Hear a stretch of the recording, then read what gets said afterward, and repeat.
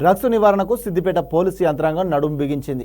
మత్తు పదార్థాలు సేవించిన నిందితుల పట్ల కఠినంగా వ్యవహరిస్తున్నారు పోలీసులు. సిద్దిపేట జిల్లా మూలుగు మండల కేంద్రంలోని ప్రభుత్వ ఆసుపత్రి సమీపంలో అనుమానాస్పదంగా కనిపించిన 2 వ్యక్తులకు నార్కోటిక్ డ్రగ్స్ టెస్టులు మిషన్లతో పరీక్షలు నిర్వహించారు. పరీక్షల అనంతరం వెలువడిన నివేదికలో నిందితులు గంగబోయి స్వామి, సురేష్లు డ్రగ్స్ సేవించినట్టు తేలడంతో మూలుగు ఎస్ఐ విజయ్ కుమార్ కేసు నమోదు చేసి అరెస్టు చేశారు.